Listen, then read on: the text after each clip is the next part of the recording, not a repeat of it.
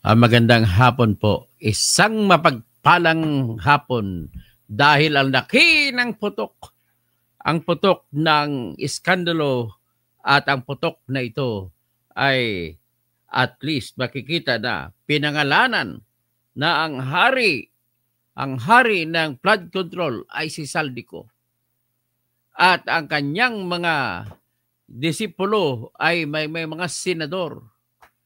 Siyempre, maraming congressman, pero ang malaki lang dito, pinangalanan yung mga senador. At siyempre pa, hindi gagalaw, alam naman natin hindi gagalaw si Saldico kung walang utos.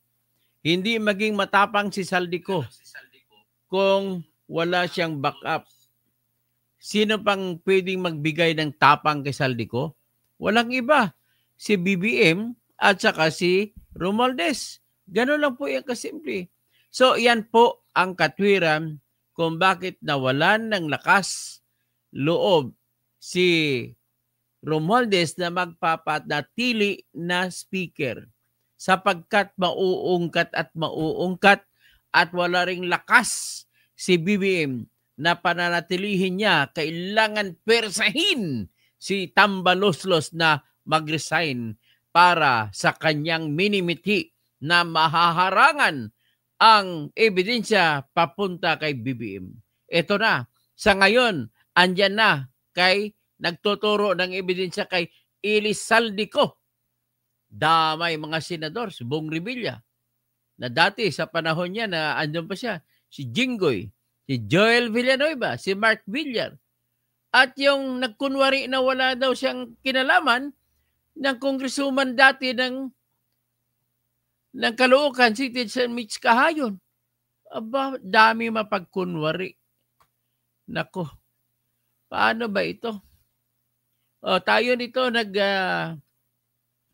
hanggang sigaw na lang tayo. Pero at least malaki rin ang may tulong namin sa bayan ng mga vlogger na maipahatid ang balita.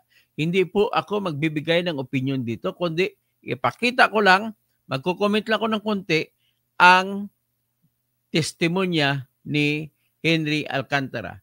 Hindi ko sinasabi na buong-buo ito na katotohanan ang kay Alcantara. Pero sa ngayon, ay pwede kong sasabihin na mataas ang uri ngayon ng salita niya. Kasi po ito ay isang pag-amin.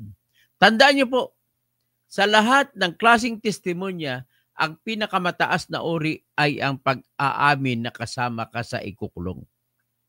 Yun po ang ating. Pakinggan na po natin ngayon itong pinagsasabi ni District Engineer na tinanggal na, dismissed District Engineer Henry Alcantara ng Bulacan 1st District Engineering Office.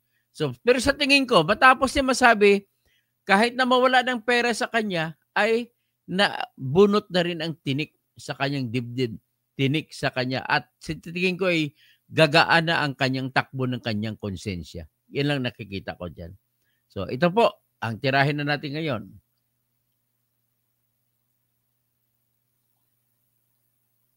Ito po ay siniwalat niya sa pagpatuloy ng Senate Blue Ribbon Committee hearing. So Gary Rojas, attorney, sa tingin mo may solusyon pa ba ang problema? May solusyon pa rin kahit mabigat. O yun lang ating masasabi rito. Batiin ko muna si Bernard Shaw.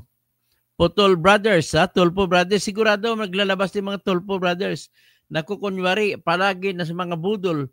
Kunwari para sa mga inaapi lang yung pala pandagdag mga posta lang para lapitan ng mga korap, si Erwin Sylvester Istalong. Isumbong nyo kay Putol. Pasigaw-sigaw ka pang hayop ka, Senador Putol. Sa hearing, kunyari, galit sa mga korap. Si Tinggoy naman, kadiri daw. Si Pastor Jill, Joel Islord. Sigaw-sigaw din, anak ng pating ninyong lahat. Si Gary Rojas. Sino pa? Sadali. Si Max Maghuyop. Tama po kayo, Dr. Toto. Lee Cheng, good day po, Sir Toto. Attorney Causing, like dan po. Grace Lumaktod, hello, hala, toto, kaya yan. Ferne Pinto Sr., George Jan, kamusta? Bernard Magtibay, okay, ito na, umpisa na natin. Walang paligoy-ligoy, ito na po ang ating pasabog ng bayan na pinamakalaking pasabog po ito. Okay. Dito. Magandang umaga po sa inyong lahat. Tinatanggap ko po na ako po ay hindi nakasagot sa maraming tanong mga nakakaraang huling araw upang maproteksyonan ang institusyon na aking minahal sa loob ng 30 taon. Subalit nitong mga nakang araw, ako po ay nakapag-isip-isip na tumulong na lamang po sa investigasyon na to para po sa bayan. Narito po ako sa harapan nyo ngayon upang tumulong ng buong puso, abot ng aking makakaya upang makapagbigay linaw sa katanungan sa investigasyong ito. Naintindihan ko po na hindi lang mainit ang isyong aking kinakaharap sa kasalukuyan. Mararamin po ang galit sa aming mga kasama sa DPWH dahil sa mga nabanggit na mga sinasabing katiwalaan sa aming ahensya. Hindi ko na po titingnan to. Ito po ay galing sa puso ko. Nangangamba po kasi ako sa seguridad ng pamilya ko. Ito pong aking salaysay ay marami pong mga tao na mababanggit at ako po ay humingi ng tawad sa mga tao na to, pero kailangan ko pong sabihin yung katotohanan. Nihiling ko lang po sa ating buting chairman, sa ating Secretary Justice po, na maproteksyonan po yung pamilya ko. Medyo napakabigat po ng mga babanggitin ko rito. At ito po ay malalaman po natin ngayong umaga. At ako po ay in good faith sa lahat po ng mga senador nandito, sa ating sekretary at sa mga nandito po lahat. Simulan ko na po ang aking pinandang salaysay, Your Honor.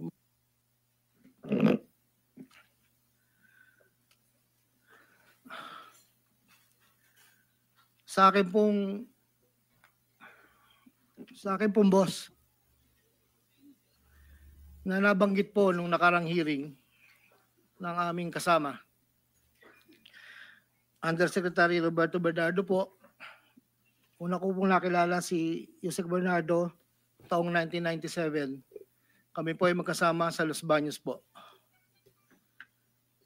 Hanggang dumating po ang panahon na ako po ay na-appoint na district engineer sa Bulacan. So confirm yung sinabi ni Bryce. Sa taong 2022, nagsimula pong magbaba ng pondo sa akin si Yusek Bernardo. Nandito po ang detalye kung ilan po at magkano. Ito po, ang unang taon po, 2022 ay 350 million po. Ang kasunduan po ay... ang tanong ko lang, bakit hindi naman congressman? Hindi naman senador, si Yusek Bernardo. Bakit siya nakapagbaba ng pondo? Yan ang isa sa mga tanong na tinatanong ko para sa kaayusan ng lahat. Pagkatapos, binanggit niya na dati niya kasama si Yusek Bernardo sa Los Baños. Ibig sabihin, totoo yung sinabi ni Bryce Hernandez na pagkakilala niya kay Yusek, kay District Engineer Henry Alcantara ay dating kasama ni Yusek Bernardo. Patay ka na ngayon, Yusek Bernardo. So pagpatuloy natin.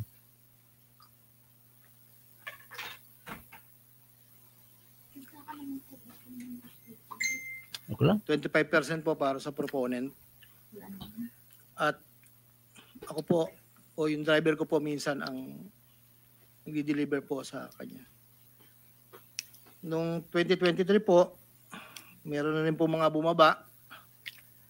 Dito po, naka-specify po lahat kung ang titulo, ang title po ng project, amount, at kabuang ibinaba po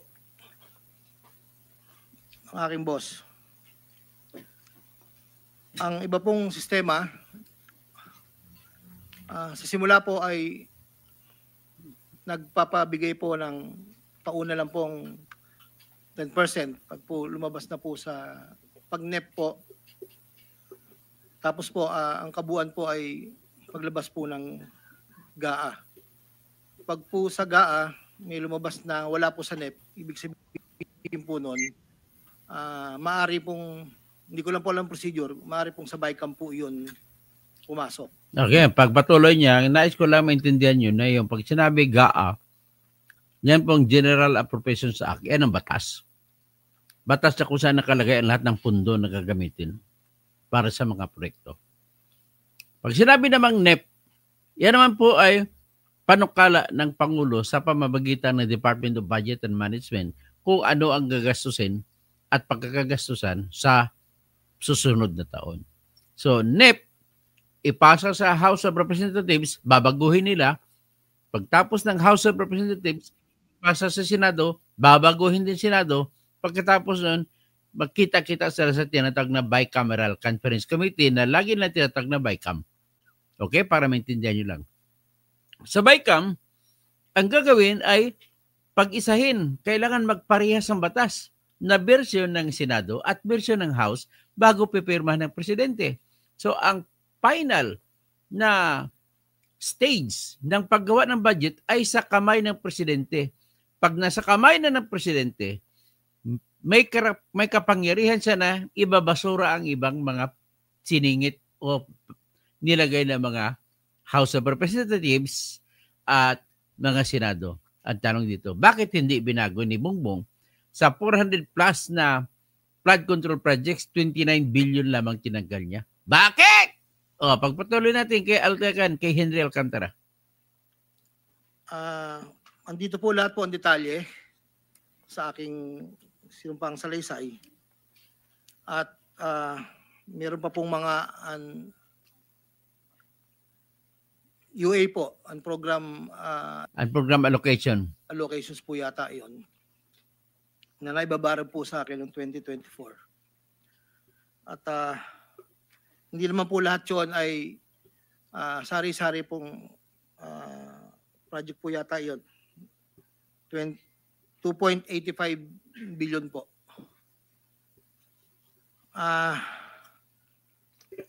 Yung pong sa 2024 na UA, bukod po yung meron pong BICAM and NEP. Dito po lahat po ang detalye. Ito lang po kasi yung record na nakuha ko po sa sariling file ko po. At yun po ay meron pong portion doon na merong 30%, meron pong 25%. Depende po sa proyekto. Huli po ay itong 2025. Meron halagang 2.55 billion po. 1.65 sa NEP at 900 million sa GAA. At ganoon din po ang sinabi niya sa akin sa proponent po. Doon po sa sinasabi na meron daw pong ang ating Senator Jinggoy Estrada na di umano'y meron pong sa listahan na pinakita po noong nakarang hearing. Yun po, ako po ang nagpasa ng listing po kay Yusek Bernardo. At ang sabi niya po ay meron ka pa bang kailangan na worth 355, yun daw po yung natitira. So ako po ay nagpasa ng listahan sa kanya. Ang pagkakabanggit lang po sa akin ay meron pang extra si SJE. So nung lumabas po yun, sa kanya ko rin po binigay, pero wala po akong direct na komunikasyon kay Senator Estrada at wala rin po akong, hindi po ako ang nagdadala, wala po kaming, hindi ko po nakakaharap Senator Jinggoy po. Si Yusek Bernardo lang po ang kausap ko. So ibig sabihin, kailangan talaga si Yusek Bernardo isalang dyan para siya makapagsabi. So, nais ko lang pansinin bago kayo magpatuloy ng pagkarinig para maintindihan yung ang tinatag na konteksto nito ng lahat ito. Sa sistema po ng batas natin sa Constitution, ang mga congressman at saka senador, pagkatapos lang magawa ng budget na batas, ay wala na silang dapat pakialam doon. Kasi ang kapangyarihan nila ay hanggang sa pagsagawa ng batas lamang, hindi po sa pagpapatupad. Kasi lumalabas dito na sila ni Jinggoy, kung totoo man yan, at sila ni Joel, ay sila yung nagsasabi kung asan ang proyekto nila. Sa kabilang banda, narinig ko sa kanya na para bagang ang USEC ng DPWH at si Alcantara ang magdidesisyon kung saan gagamitin ang proyekto. Eh di mali yun. Kasi ang kapangyarihan yan, dapat pagsagawa ng batas, dapat nakasaad na yan sa batas kung saan ang eksaktong lokasyon ng bawat proyektong flood control projects.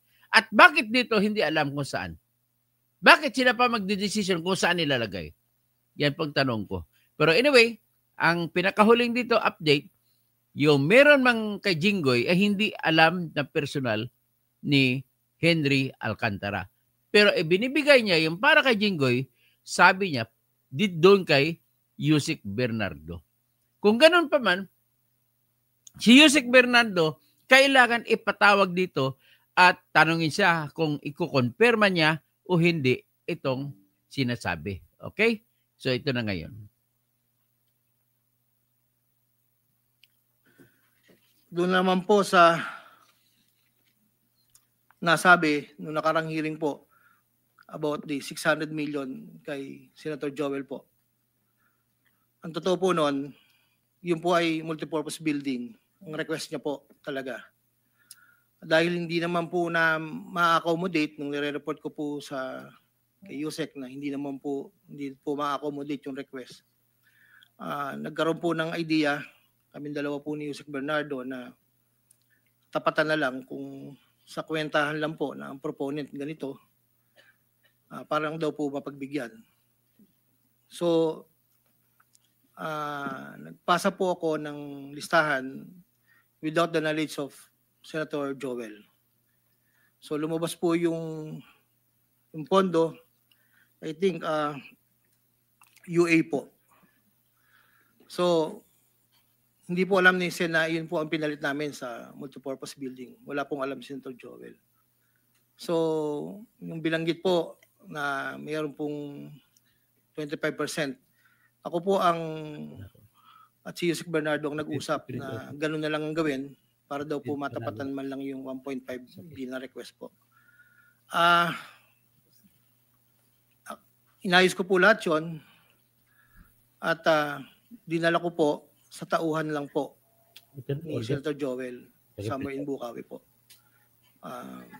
Ang sabi ko po sa kanya, baka pwede, pakibigay mo lang to kay boss. Tulong ko to kung ano man ang future na plano niya. Yun po ay tulong ko. Pero hindi niya po alam na doon ko po kinuha sa flood control po. Bigat talaga ng bibitbitin mo. Pag ganun sitwasyon. Hindi ko ma-imagine. Taong 2021, nakilala ko po si Congressman Saldico. Sa pamamagitan din po ng numero po, binigay lang po sa akin ni Yusek Bernardo. Hindi ko lang po nilagay. Kasi po hindi naman po kasama siya nung kami nagkita sa Shangri-La, BGC. That was 2021 po. Ang unang usapan po namin ay susubukan pong makapagbaba ng pondo kung pwede po sa distrito ko. Taong 2022 po, unang bumaba po ay nagkakahalaga ng, tanda ko po, nandito po sa record, ay 519 po ang pagkakatanda ko po. After po noon, 2022, So, yung 519 po, ang... Excuse me, engineer. Para mas maliwanag, basahin mo na lang yung sinumpang salaysay mo para hindi ka naliligaw. Oo nga naman. Para Oo nga wala naman. na-omit, wala na dadagdag. Mag-stick ka doon sa sinasabi mong Yes po. sinumpang salaysay. Ito po. Simula mo na lang doon Saldi sa simula. Oh. Basahin mo na lang ng dahan-dahan. Noong Agosto o Setyembre 2021, nagkakilala kami ni Congressman Saldico. Hindi, simulan mo sa simula mo na yung sa simula nung gist ng iyong salaysay. Yes Huwag po. na yung opening. Una ko nakilala si Undersecretary Roberto Bernardo. Kasama kami sa Laguna. Na-promote siya ng nag-promote siya hanggang Undersecretary. Si Yusek Bernardo ang tumulong sa akin para may talaga ako bilang District Engineer sa Bulacan First DO noong 2019, panahon ng Secretary ng DPWH si Secretary Mark Villar. Nung panahon na yun, ang tanda ko po, Undersecretary for Operations sa Visayas, si Yusek Bernardo. Taong 2022, na magsimulang magbaba ng pondo sa aking DO, si Yusek Bernardo, ang kasunduan ay 25% para sa proponent. Ang proyekto ayon kay Yusek Bernardo, ang kabuuan ng mga proyektong naibaba ni Yusek Bernardo sa aking DO ay nagkakahalaga ng 350 million na sumusunod. Nandito po. Noong 2023, ang kabuuan ng mga proyekto na ibaba ni Yusek Bernardo sa aking DO ay halagang 710 million. Mula sa halagang ito, 450 million ang pumasok sa NEP, 260 naman po ang sa GAA. Ang para sa proponent, 25% po, at may advance ito na 5 to 15 na kalimitang hinihingi ni Yusek Bernardo kapag ganap na ang NEP base sa pagdinig sa Kamera del Representante. Samantala ang pondong na BICAM ay may advance payment ng 5 to 10. Kalimitang hinihingi matapos ang deliberasyon ng May BICAM. mga advance Ang payment. balansa ay babayaran pagbuo paglabas ng GAA. Ang detalye ng mga proyekto ay nandito po. Noong taong 2024, may kabuuang pondo na 3.3 billion, 150 sa NEP, 300 million sa GAA, 2.85 sa UA. Nung naipababa ni Yusek Bernardo sa aking DO, muling nagpatuloy ang 25% na bayad sa proponent ng mga proyekting to na binibigay ko kay Yusek Bernardo. Tulad ng 2023, ang usapan ay mayroon ding advance payment, depende na lamang kung ito NEP o GAA. Kaya limitang inutusan ko ang aking driver na dalhin ang proponent kay Yusek Bernardo, minsan po sa parking ng Diamond Hotel. Ang detalye ng NEP 2024 ay may andito po nakasulat po. Ayon kay Yusek Bernardo, ang GAA insertions ng 2024 na magkakalaga ng 300 para po 300 million na para kay, sabi niya po sa akin, para kay Senator Bong Revilla na noon ay kumandidato bilang senador para sa 2025. Sinabihan ako ni Yusek Bernardo, Henry, kay Sed Bong yan, baka gusto mo tumulong sa kanya. Dagdagan mo ang proponent ko na bahala. Sinabi ko kay Yusek Bernardo, sige po boss, kaya po imbis na 25 ay naging 30 ang naging proponent doon po sa 3 project na nakalagay po dito. Ang project po ay construction of flood control. Kung baka kung tutusin, tumatakbo pala si Bong Revilla noon, ay humingi pa pala ng tribute ng komisyon para pagkampanya. Grabe.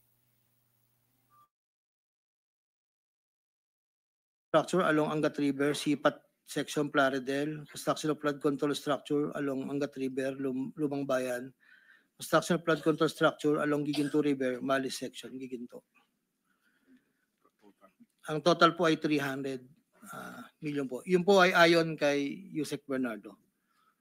Never ko pong nakakausap si Senator Bong Revilla. Never po. Makikita sa listahan mga proyektong galing sa UA 2024 na hindi lamang flood control ang mga proyekto, subalit ang proponent ay naglalaro sa 25 hanggang 30%. Noong taong 2025 ay may kabuuang halaga na 2.55 billion ang ipababa ni Yusek Bernardo sa aking DO. Tulad ng mga nakaraang taon, ang proponent ay natiling 25% sa kabuuang halaga ng pondo na ibaba ni Yusek Bernardo sa aking DO. Ang detalye ng proyekto ay nandito po. Marami po ito. Grabe. So tama pala yung Ang lumalabas ngayon, ang Bulacan, ang pinakamalaking distrito na bagsakan ng lahat ng yarian. Maliban sa Oriental Mindoro, pa sa iba. So, lumalabas na yung tip sa akin noon na si Bong Revilla nakipagkita sa mga kontraktor doon sa BIP sa casino. So, parang totoo. So, hindi titingnan natin. Pagpakinggan natin lalo pa si Engineer Alcantara. Taong 2022, yun nga po, nabanggit ko kanina, humiling si Senator Joel Villanueva ng proyektong multipurpose building, kakalaga ng 1.5B. Sa halagang 1.5B ay 600 million lamang ang napagbigyan na pondo para sa multipurpose building. Hindi po ito napagbigyan, kaya napilitan kaming gumawa ng paraan ni Yusek Bernardo. Grabe. Hindi humingi ng partikular na proyekto o porsyento si Senator Joel, pero inutos ni Yusek Bernardo na bigyan na lamang ng proyekto na may katumbas na 150 million na proponent. Dahil dito, nabigyan si Senator Joel ng proyektong Unprogrammed Operations ng 2023, nagkakalaga ng 600 million na pawang mga flood control ng mga proyekto at kung saan susumahin na 25% na proponent ay may halaga na 150 million. Pero lusot pa si Joel dito kasi niya yung sinabi na ang proyekto ay para kay Joel, kundi sinabi niya binigyan na lang ng project na katumbas ng ibang mga pagbibigay na sa ibang tao. Pakinggan natin.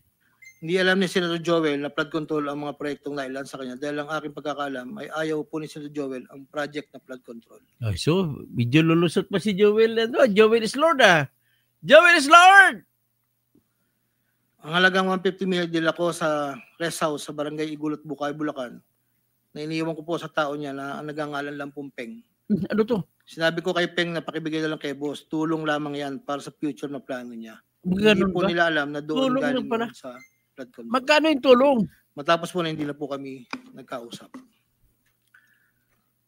Sa kay Senator Jinggoy naman po, sa pagkakatanda ko, nasa 2024 budget hearing kami sa Senado. Kasama ko si Yusek Bernardo. Sa pagitan ng alas 9 hanggang alas 10 ng gabi, habang kami naghihintay, tinanong ako ni Yusek Bernardo kung meron pa akong gustong lagyan at meron pang available na 355 si SJE. Ayon po kay Yusek Bernardo. Sabi ko po, boss, meron naman. Sagot ni Yusek Bernardo sa akin na ipasok ko agad sa kanyang listahan ng oras na yun. Agad-agad po akong nagpagawa ng listahan sa staff ko at sa loob ng 10 to 15 minutes, pinasok ko na po ang listahan kay Yusek Bernardo. Ito po ang listahan ng mga proyekto na banggit. Ito po ay puro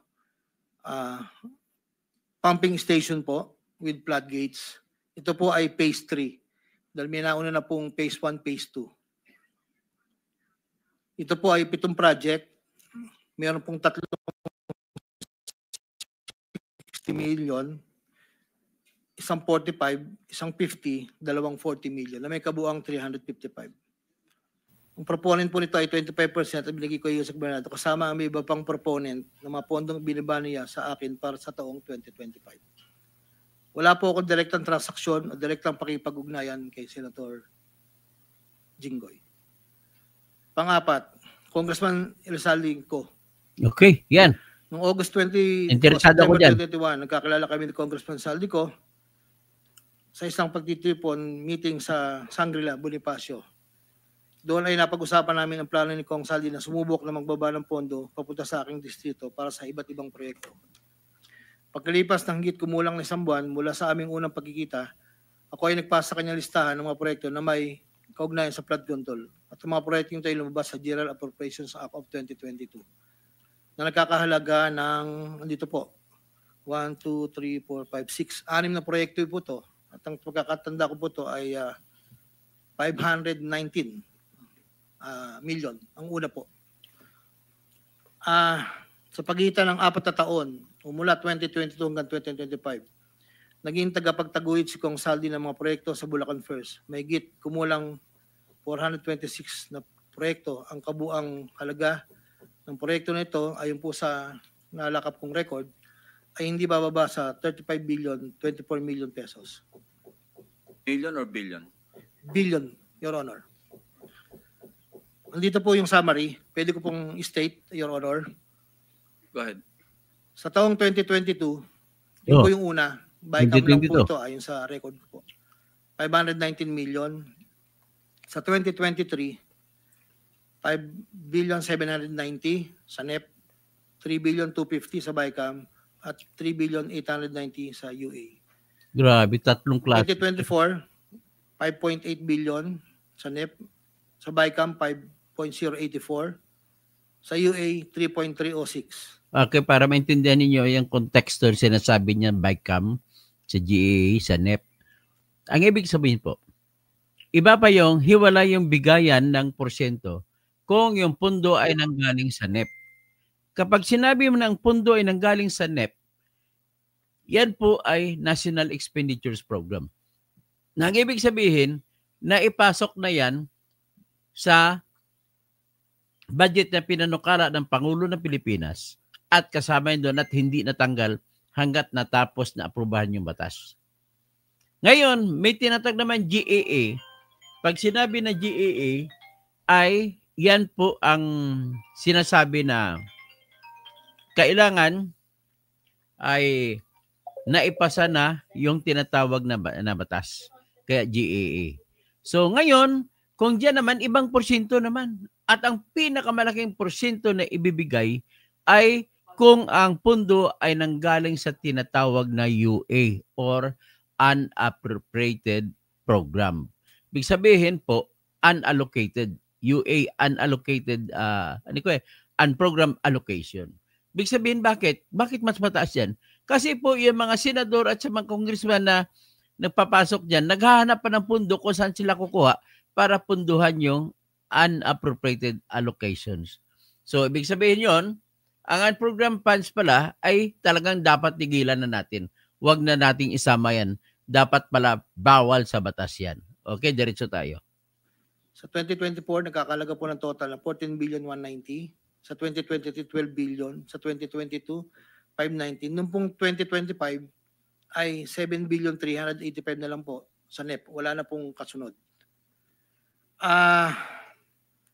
Sa bawat proyekto na pinapasok ni Kong Saldi, meron akong binigay na obligasyon sa kanya para sa pondo base sa aming kasunduan noong 2022. Ang kaniyang hinihingi na budget na proyekto ay 20% lamang po noong 2022. Kung makikita niyo po, Your Honor, isasabay ko na rin po ito, na yung larawan po nandun po sa kasama po ako na nakatayo, yung opisina, yun po yung 20% po na 2022 inaayos po namin doon sa litrato po. Subalit nung taong 2023 hanggang 2025, ito tumaas ng porsyento ng 25% po. Ang pag-abot ng porsyento para kay Kong Saldi sa bawat proyekto ay kadalasang hindi isang baksakan. Ito rin ay nakadepende kung paano na ipasok o na-insert. Kapag ang proyekto ay napasok sa NEP, ang unang 10% ay agarang binibigay ko kay Kong Saldi. Habang ang balanse na 15% ay paglabas na po ng GAA within 1 to 2 months. Iniipon ko muna po yan bago po ipadala sa kanya. Kapag ang proyekto naman ay naipasok ng Kong Saldi sa BICAM, ang unang 10% ay binabayad sa kanya matapos lumabas ang GAA at ang balancing 15% ay binibigay makalipas ng 2 buwan mula nang maaprubahan ng GAA. Pero kapag proyekto ay naipasok gamit ang UA, ang 25% ay agarang iniipon ko pati binibigay kay. Ibig sabihin pag unprogrammed allocation, kapag yun na naipasok at nailusot, 25% ka ang binibigay, mas malaki. Pero kung ibang klaseng pondo ay 10% lamang. So, yan ang share ng ni Saldico.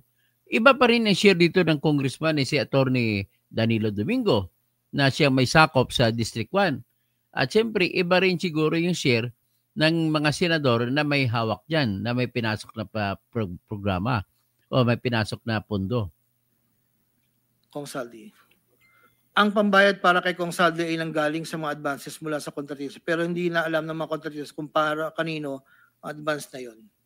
Ang pera na nakalaan para kay Kong Saldi ay dinadala sa akin. Ako naman po ang nagdadala o naghahatid na hinihinging porsyento ng Kong Saldi sa iba't ibang tao niya. Hindi ko po siya na-meet during pagdadala. Ang tao niya po ay may alias lang Paul at Mark. Dahil sila po yung nag-message po sa akin through Viber, disappearing message po yun, na doon ko po dadalhin. May isa o 2 beses na dinala ko sa parking lot ng Shangri-La Hotel, Bonifacio Global City. ang porsyento ni Kong Saldi. Paminsan-minsan man, inahatid ko ito. Global Bonifacio, Blue. BGC rin. Bulacan nga, Bulacan Group of, Corrupt. Kanyang bahay sa Ladybug Street, Ladybug Street. Valle Verde, Valle Verde. 6, Pasig City. Nako, pwede nang puntahan nyo. I-ransack nyo, mga tao. Valle Verde, Ladybug Street, number 6. Oh, pasukin nyo na dyan. Yan ang bahay ni Saldico. Daming pera dyan. Oh, hindi ko kayo ini-insight, ha. Iniinformahan ko lang kayo. Mula Ortigas po, kakaliwa ka stoplight, may gate ka kanan, kakaliwa ka kanan. Makikita na po Naku. yung bahay. Patay. Minsan po, inuutos ko lang po. Minsan po, ako po ang nagbababa. May tao lang pong tatanggap. Tapos po, iiwalan ko na po. Dinagdag ko na dahil lumulobo ang pondo ng Bulacan, napag-usapan namin kong Saldi na kung meron akong pwedeng mapagbabaan sa iba't ibang Oh, siyempre, district engineering office. mahalata ng iba. Bakit lumulobo? Ang Bakit dahil dito, Bulacan noong ng lahat? 2020 hanggang 25, nagbaba si Kong Saldi sa sumusunod. Bulacan second, 573 million. Tarlac first, 2023, 1.350. Sa 2024, sa UA, 1.650. Tarlac second, 925. Tapos 2024, 1 billion 25. Pampanga, sa 2023, 1 billion 125. 2024, 75 million lang po. Wala pong alam yung mga tao doon na DE. Ako lang po ang kausap nila. Hindi po alam nila yun ay kay Kong Saldi. Dahil ako lang po, hindi ko po pwedeng sabihin kung saan nanggagaling. Ito po, Hindi ang alam mga iba nila, naman pong guys. nagbababa ay nakilala ko ang kumpanyang Pearlstar. Ngunit kahit pamilyar ako sa Pearlstar, hindi ko kilala ang may-ari nito. Naging tauhan ng Pearlstar, ang kilala ko na MK. Na-meet ko po siya sa district. Meron po siyang project na isang tulay na inabutan ko before. Sa pagkakalam ko, si MK ay anak ng may-ari ng Pearlstar. Nagkaroon ng pagkakataon ng 2020 na lumapit sa akin si MK na Pearlstar na nakiusap na humingi ng listahan para sa flood control. Ayon kay plano raw nilang lakarin ng pondo para sa mga flood control projects. Ako'y nagbigay sa kanya ng listahan at nalumabas naman po ito sa GA at UA. Kinaklaro ko na wala akong alam o personal knowledge kung paano nakuha ng Pearlstar ang pondo at kung sino ang kausap nila para masiguro ang pagkuha ng pondo. Hindi po ako knowledgeable doon. Basta nagbibigay lang po ako ng listahan. Ang proyektong igilawad na Pearlstar ay pinunduhan mula sa National Expenditure Program at papondong itinakda ng bicameral conference. Ayon po sa record. Ito pa po, meron pong 2022, si Commissioner Mario Lipana po, ay nanghingi rin po sa akin ng listahan. Kuha Commissioner Mario Lipana. Taong 2023, nakapagbaba po siya sa UA ng 500 million. 2024, 400 million. 2025, 500 million. Wala akong personal knowledge kung paano nila nakuha ang pondo at kung sino kausap lang. Ang listahan ng mga proyektong naipasok ni Com Lipana ay nakalakip sa sinumpang salaysay sa annex po. Andito po lahat yung detalye. Nabanggit po nung nakaraang hearing, former Congressman Mitch Kaayon, noong taong 2021, Walang lusot nakilala si ko Mitch si isang Kaayon. magtitipon, hindi ko na po matandaan. Alam ko po birthday. Na noon ay Yusek pa po ang pagkakatanda ko. Dito ay nakapag-usap kami at tinanong niya kung pwede siya magpababa ng pondo sa aking DO. At sinagot ko naman na opo, pwede po. Noong taong 2022, nakapagbaba ng halagang 411 million sa GAA si Yusek Mitch na may usapan kami na may gastos na 10% lang po. Hindi niya po pinakailaman yon. Sabi niya, bahala ka na kung sino man ang mananalot contractor niyan. Noong ikapat na pagdinig ng Senate Blue Ribbon Committee hearing, may dalawang larawan na pinakita ang chairman ng Senate Blue Ribbon Committee, Senator Pampilo Lacson, kay Engineer Bryce Hernandez. Isang larawan sa isang lamesa na puno ng pera at doon ay makikita ang aking presensya na kung saan ay ako'y nakasuot ng blue nut shirt at ito ay sa conference room ng lumang opisina namin. Para po sa kalaman, lahat po ng pera na yon ay para sa BICAM ni Kong Saldi.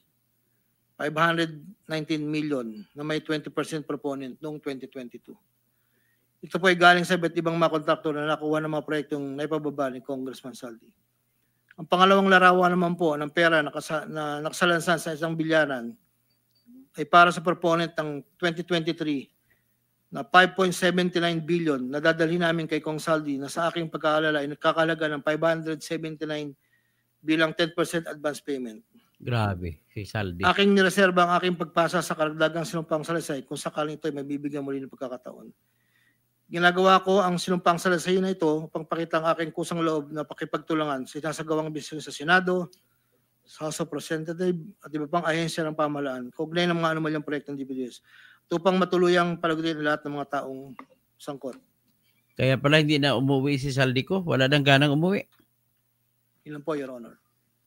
Pwede bang pirmahan mo yung sinumpang salaysay para maibahagi sa mga miyembro ng committee ito nang sa gayon, mamaya kung meron silang gustong tanungin, at least pirmado mo yung sinumpang salaysay. Your Honor, dahil in good faith po ako, kahit wala po akong inaasahan pa kung ano ang mangyayari sa akin, I will sign this. Nagpapatunay na ako po ay willing po makipag-cooperate. I will sign this one po. Ako. Salamat po. Dapat lang is pasok ka sa Witness Protection Program. You deserve it. Pero lang, damihan mo pa, wala nang pigil-pigil. Sa bagay, ang alam mo lang naman tungkol sa Bulacan eh. Iba naman ang testigo doon sa iba, si Carly Discaya. While he's signing, Secretary Remulla, I understand you have a manifestation to make before the committee. Yes, sir. Morning, Mr. Chairman. Morning, members of the committee. Due to the gravity of the allegations in the affidavit and it being a sworn statement, I believe that this will be very helpful to the Department of Justice and the Witness Protection Program in trying to file a case as soon as possible, as this is the demand of the people. This is what the people of the Philippines want. So in that regard, Mr. Chairman, I hope that I will be allowed to bring Mr. Alcantara to the DOJ this morning so that we can evaluate his affidavit in full, given all the annexes, and that we can also ask him to sign certain documents that may be necessary to pursue the malefactors mentioned in his affidavit. That is our request, Mr. Chairman. On condition that you have to bring him back after lunch, so the members of the committee may also propound questions. Yes, sir. We will bring him up. We bring him back by 1:30 to 2 o'clock, sir. In the meantime, they can read the affidavit, the signed affidavit, so they can prepare their questions later. Yes, sir. Any objection? Hearing none. So the manifestation or the request of the Secretary of Justice is hereby approved or granted. So, yan lang muna. Hanggang dyan lang muna ang ating live stream. At least, we are very sure na medyo malaki ng laban natin. At ang sa akin ito nakikita, maganda ng simula na to. Maganda. Whatever, despite all the troubles at the start, at least meron na tayong sigurado. Kasi ito, granting na totoo lahat po sinabi niya. Granting na yun lamang ang kanyang salita ang ating panghawakan, mataas na rin po ang uri ng ebidensya ng kanyang salita.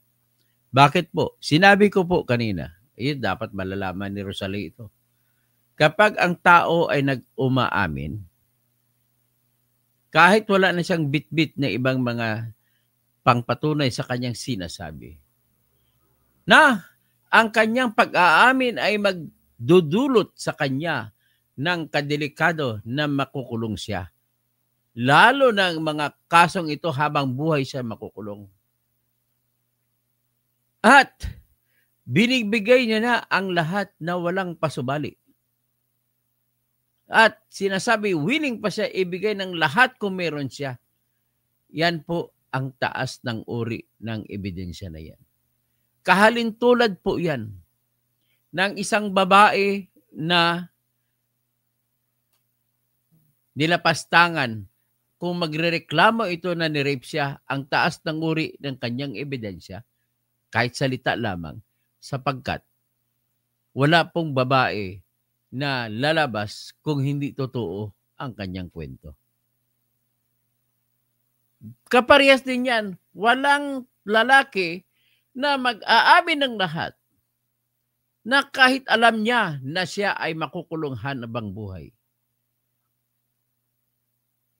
Ang taas ng uri niya, kundi ang pakay niya ay mabibigyan lamang ng katarungan. Hinahanda niya, nakikita ko sa mukha niya, no, very sincere siya, mangyak-ngyak. Handa siya sa kung anuman ang hatol sa kanya ng korte. Kaya, ngayon pa lang, nais ko sana kasi may kulang pa. Meron pang missing link. Ang missing link, ang alam niya lamang ay yung may kausap siya si Joel, pero Joel is Lord, pero wala rin siyang sinabi na kung natanggap ni Joel is Lord o hindi. May sinabi siya na inabot niya pang tulong na sa kampanya. Yun lamang narinig ko. Kung magkano yun, hindi binanggit ni Henry Alcantara. Siguro sa kanyang affidavit na buong buo na isusumiti, saka natin malalaman. Ganon din kay Jinggoy, wala rin siyang direkta na masabi, kundi sinasabi niya na si Yusek Roberto Bernardo ang nagbibigay raw. But just the same, sa ganon, personal niya palang kausap si Saldico at personal niyang binibigay, dinideliver sa bahay ni Saldico, dyan sa number 6, Ladybug Street, sa Valle Verde. Siya mismo pumupunta at dinadala doon ng pera. Ito po ay matibay na ebidensya kung si Saldico lamang pag-usapan natin. Convict na dito si Saldico. Pero kapag dating kay Joel, mahirapan pa tayo. Tsaka kay Jinggoy. Kailangan pa ang testimonya ni Yusek Bernardo. At saka isa kasama dyan, si Bong Revilla. Si Mitch Kahayon. Kasi si Yusek Bernardo din ang nagbibigay. Si Mark Villar. Si Yusek Bernardo din ang nagbibigay. Ang dami nila. So, kailangan natin, ang tanong naman, willing ba kayo na si Yusek Bernardo ay tanggapin natin na witness sa state witness at bilang kapalit ay hindi na siya ibibilanggo? Sa totoo lang, willing din ako. Kung ako lang tanungin mo, just to get to the bottom of it, and then, for the sake of all, and once and for all, ay matigil na ito yung tinatawag na sana na korupsyon. Kasi kung alam naman ng mga politiko na susuka ito balang araw, ay matatakot na rin ang mga senador at saka mga congressmen na pepersahin ang mga district engineers. District engineers ang sinasabi ko sapagkat sa lahat ng klaseng departamento kung saan may programa, tanging DPWH ang may pinakamaraming proyekto na madaling nakawin. Kasi po, naging kultura na po sa lahat ng DPWH engineers na okay na sa lahat yan, okay pa sa all right. Kailangan lamang nila ay makipag-cooperate. So, yan po ang ating nakikita sa ngayon. At mag-shoutout tayo. Pabilisang shoutout ha. Hindi ko nabasahin ang inyong ano. Si Rosemary Reginan. Si Octavio Sanchez. Bro, kumusta na? LBF.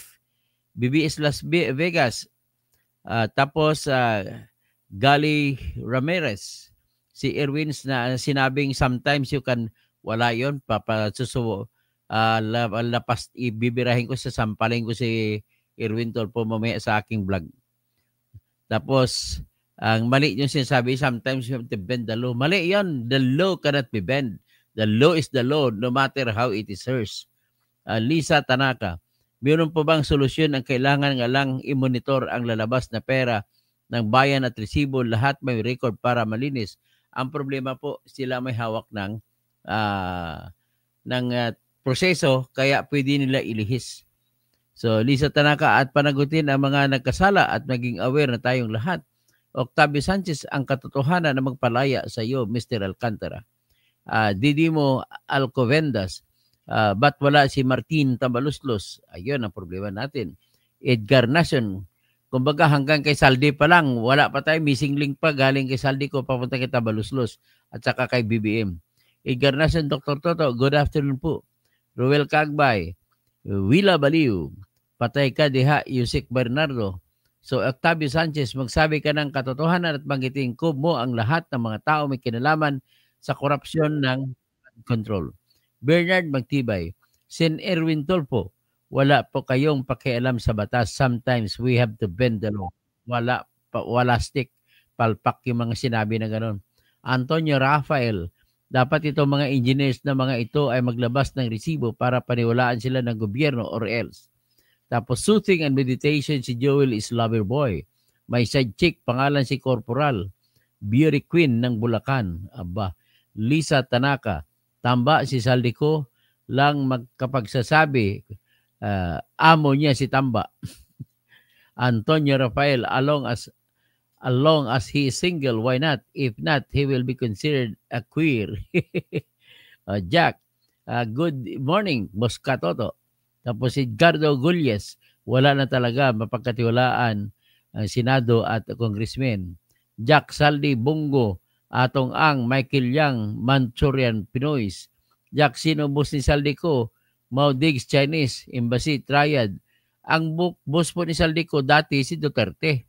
Nung wala si Duterte, balimbing, si Tambaluslos at saka si BBM. So Beverly, saan na sila? Represent Martin, Corruptor. Hindi natin alam saan sila. Ophelia E. Beth Typon. O Taipan, kung ginawa nila, may palusot kung hindi mapirmahan ni Bangag, ma-implement ba nila yan? Tommy, pag inutil at walang hiya ang presidente, ganito. Sansoy, o Sansui, 38, walang hiya talaga yung mga yan. Kaya todo na lang ang laban para mananalo ang bayan. Tapos Ophelia Beth Typon, yung tatakbuhan, yung tatakbong kandidato, hindi lahat may tumulong. Tommy, pag inutil at walang hiya ang presidente, maisura talaga ang bansa. Charlie Hilado Aguilar, wala yan sila, hiya attorney. Romel Bingson, na imbag na malim, tirador, doktor, engineer, attorney Toto Kausin, sunugin na lang yung mga korap. Na imbag na malim, kada kayo amin, mga kabsat ko.